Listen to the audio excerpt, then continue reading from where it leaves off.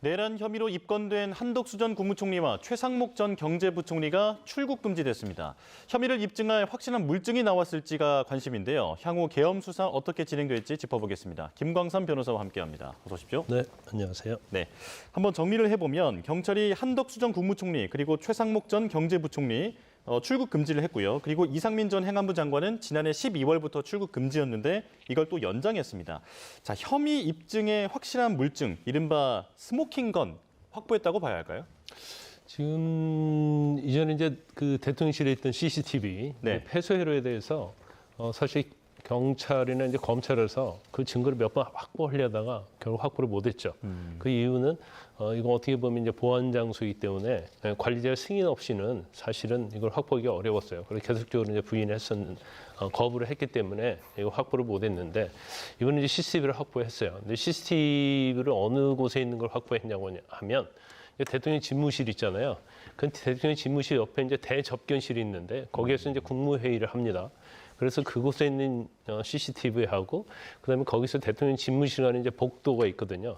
그 복도에 있던 CCTV를 이제 확보를 한 겁니다. 그래서 경찰에서는 그 CCTV 내용 중에서 지금 내란과 관련해서 윤 전 대통령의 어떤 국무회의 과정, 거기서 여러 가지 내용이 많이 나왔는데 한덕수 전 총리랄지 이상민 전 행안부 장관이랄지 그다음에 최상목 경제부총리 이런 세 사람의 어떤 이전의 진술 자체가 CCTV에 나온 내용과는 좀 틀린다는 거예요. 예. 그래서 지금 국무회의 과정에서 이 비상계엄 선포와 관련해서 과연 이 세 명이 국무위원으로서 어떤 역할을 했는지 또 내란을 방조했는지 공모했는지 이런 부분을 경찰에서 수사하고 있다 이렇게 보면 될 것 같습니다. 네, 자 한덕수, 최상목, 이상민 이 세 사람의 발언은 뭐 조금씩 다릅니다만 그동안 어떤 증언을 한다든지 진술을 했던 내용과는 지금 이 CCTV에서 확인된 바로는 뭔가 다르다라고 지금 경찰이 보고 있는 것 같습니다.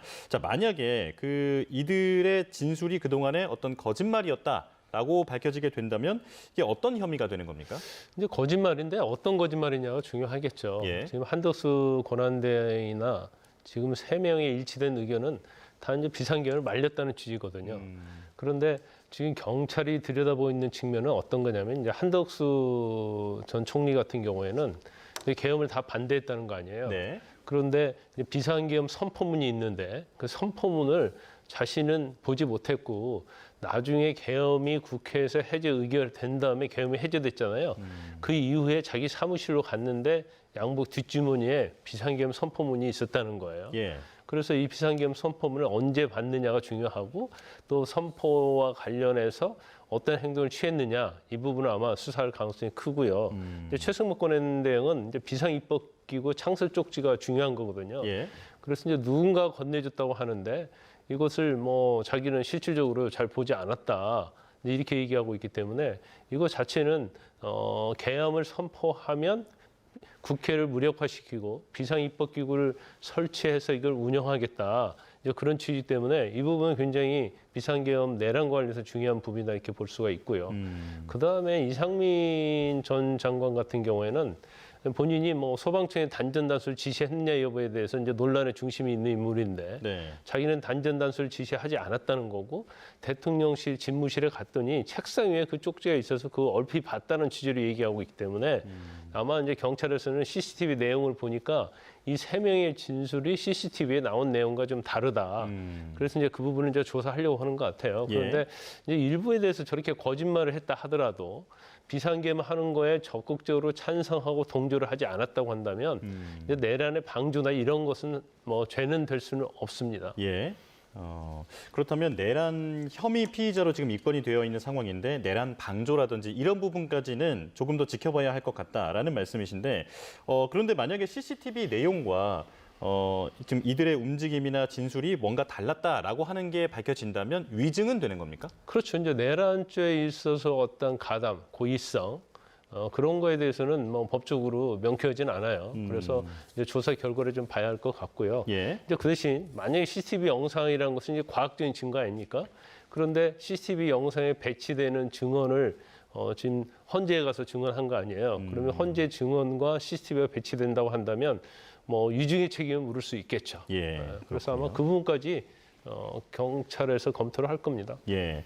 자, 지금 이런 CCTV 영상 그리고 비화폰 관련된 정보들 이런 것들은 검찰도 큰 관심을 갖고 있는데 법원에 그 직권으로 확보해 달라라고 요청을 했더라고요. 이게 만약에 검찰이 이 증거, 이 자료들을 확보하게 된다면 내란 재판에는 어떤 영향이 있을까요?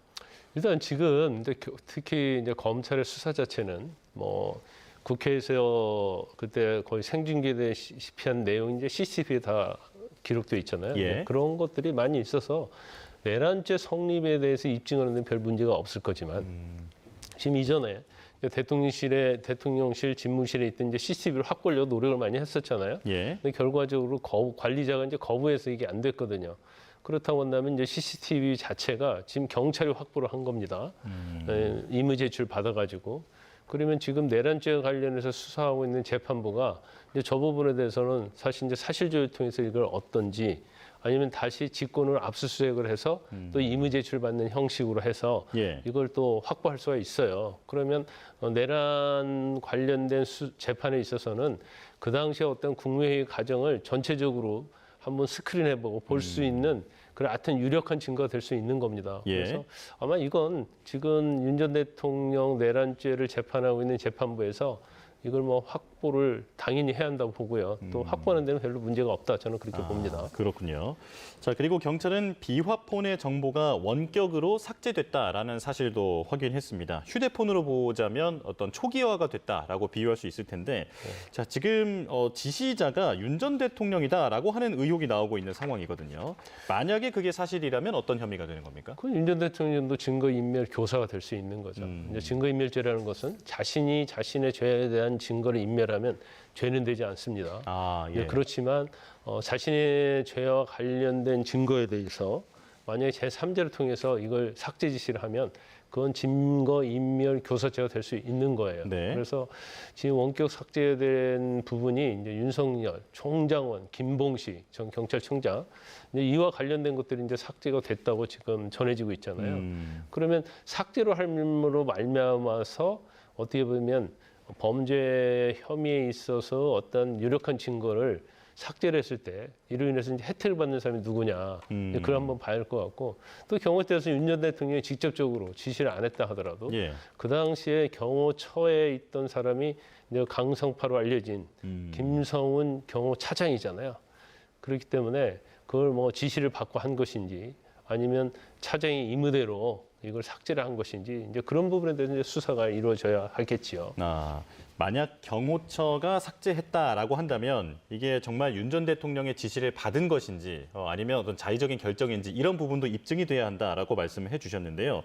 자, 그렇다면 이 부분이 나중에 윤 전 대통령의 어떤 재구속이라든지 이런 쪽으로 확대될 가능성도 있습니까?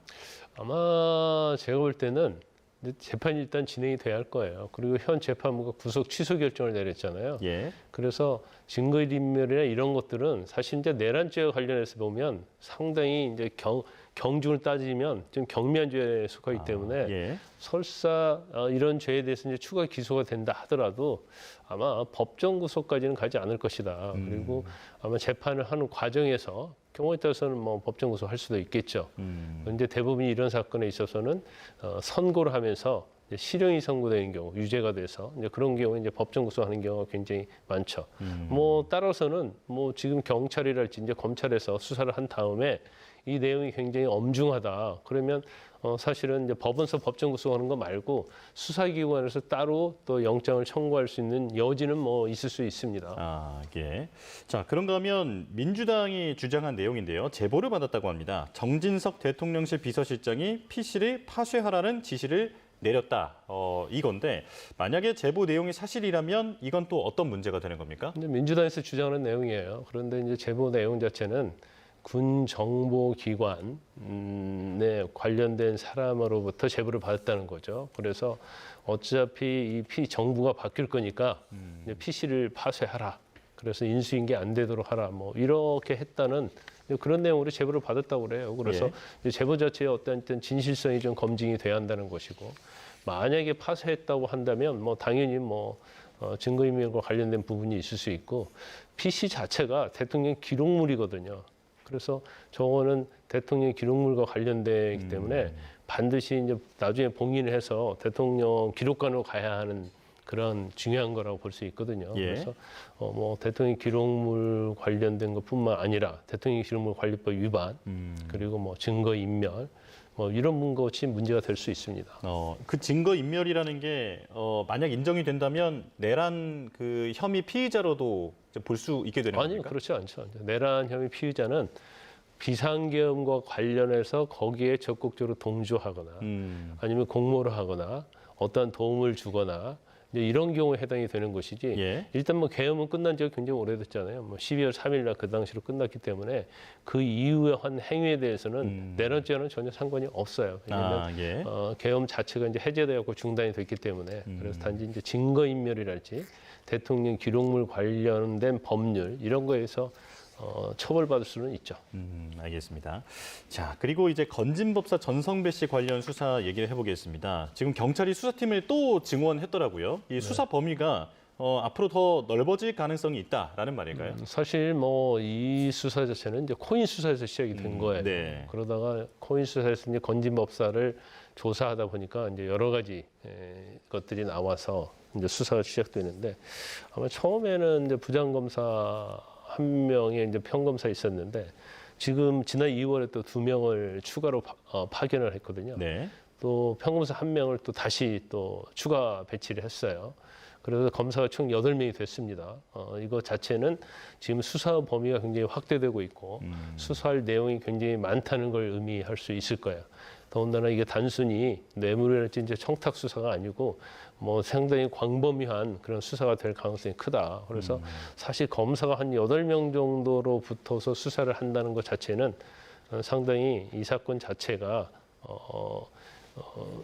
큰 사건이다 이렇게 볼 수가 있고 예. 수사를 하다 보니까 또 이게 꼬리에 꼬리를 물고 이제 또 다른 내용이 나오기 때문에 아마 사건의 중대성이랄지 그다음에 또 전 대통령의 어떤 영부인이랄지 이제 이런 것들이기 때문에 굉장히 수사 인력을 많이 파견해서 실체 진실을 밝히려고 하는 이제 검찰의 의지를 보여주는 것이다. 저는 그렇게 봅니다. 예.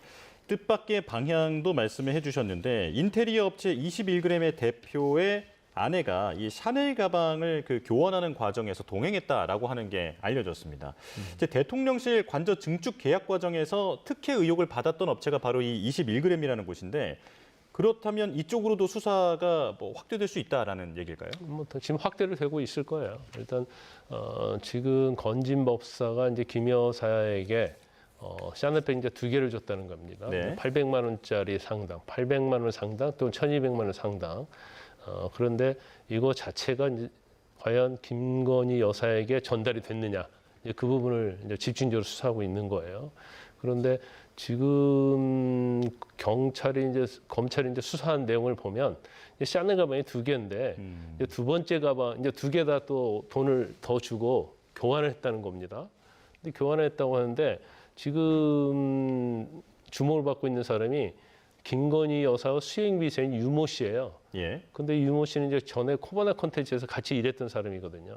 그래서 그쪽 주장은 어떤 얘기냐면 건진법사가 교환을 요청을 했다는 거예요. 그래서 좀 더 젊은 층이 가지고 다닐 수 있는 샤넬백으로 좀 바꿔달라 해서 바꿨다고 하는데 이제 두 번째 바꿨을 때 이제 이게 그때 그램21이라는 업체 대표의 21g이요? 예. 예, 21g 대표의 아내와 같다는 거예요. 근데 이 아내가 샤넬 매장에 예. 뭐 일종의 VIP였던 거죠. 이제 VIP에 가면 줄 서지 않고 가서 이제 바꿀 수 있고 이제 그러다 보니까 같이 갔다는데 이제 이 정도로 같이 갔다고 한다면 결과적으로 21g의 인테리어 공사도 이제 특혜를 준 게 아니냐. 그런데 뭐 이거에 대해서 김건희 여사 측에서 완전 부인을 하고 있죠. 자신은 모르는 일이다 이 얘기를 하고 있고 이제 비서인 유모 씨하고 그다음에 건진법사는 뭐 사적으로 부탁했지 김 여사에게는 뭐 전달한 사실이 없다 이렇게 얘기를 하고 있기 때문에 이제 검찰이 압수수색한 그런 내용을 가지고 또 진술을 가지고 지금 수사를 더욱더 확대하고 있다 이렇게 볼 수 있습니다. 네, 자 수사 범위가 넓어진 만큼 또 새로운 소식이 나올 것 같습니다. 자 김광삼 변호사와 함께했습니다. 고맙습니다.